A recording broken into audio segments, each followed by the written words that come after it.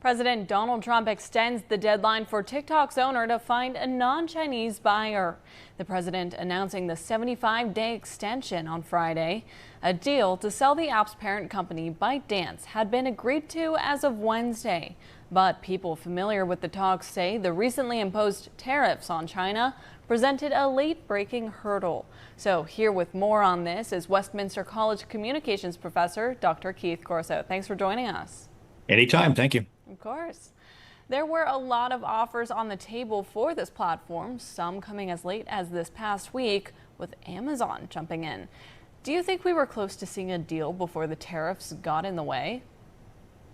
Well, my personal feeling is that we probably weren't. I don't think the owner of TikTok, ByteDance, which is basically connected to the Chinese government, they don't really want to sell this. This is a treasure trove of data that they have at their disposal, and I think it just obviously you mentioned before that the deals on tariffs or the lack of one, I think is coming into play. But I don't think they're interested in selling it unless they think that the government is really serious about banning it. And right now, when you have extension after extension, I don't think that's communicating that they're serious about it.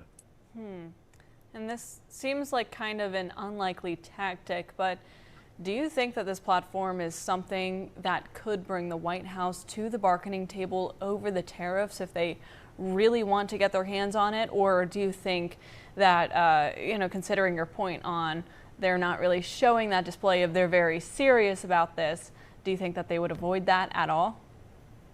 Well, this whole deal with how this connects with the tariffs and the negotiations that are happening is really kind of beyond my ability to understand international trade and geopolitics. But it's a really complicated situation, and I think that the Trump administration is doing some form of bargaining. I don't know that I'm fully aware of what that strategy is.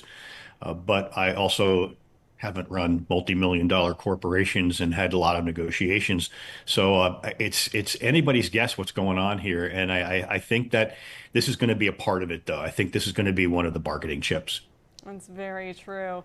Now, when or if we do see a deal get reached for a new owner, do you believe that this will bring about any major changes for the app and what users experience with it every day if they get a deal to go through?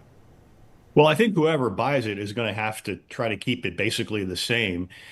People have become, and we're talking millions of people, have become familiar with the way in which they consume content and the way in which they create content on the app. So I don't think any change in functionality is something that a new owner is looking at.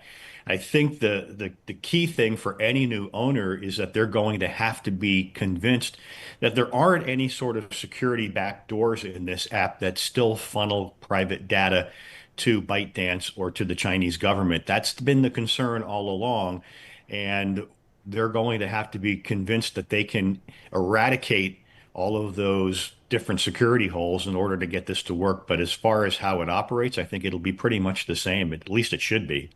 Okay. I guess we'll just have to wait and see on that. But I guess we'll, in the meantime, just have to zoom out to the bigger picture.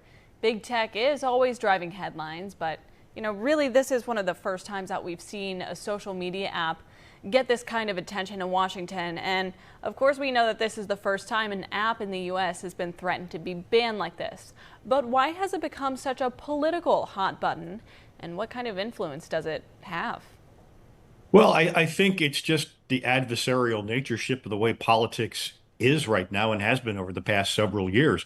One side says A and the other side says B, and that's, they're not going to agree whether or not it makes sense to agree or not. And that's at least my political opinion from a novice, at least at this stage of the game. But I don't know exactly why it is. They seem to have similar concerns. And when the bill passed, originally the concerns were upheld by both sides of the aisle. So they are very concerned about the the cybersecurity aspect of it.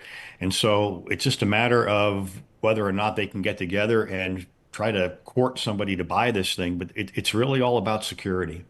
All right, Dr. Corso, we appreciate your time. Thank you for joining us this morning. Good to be with you.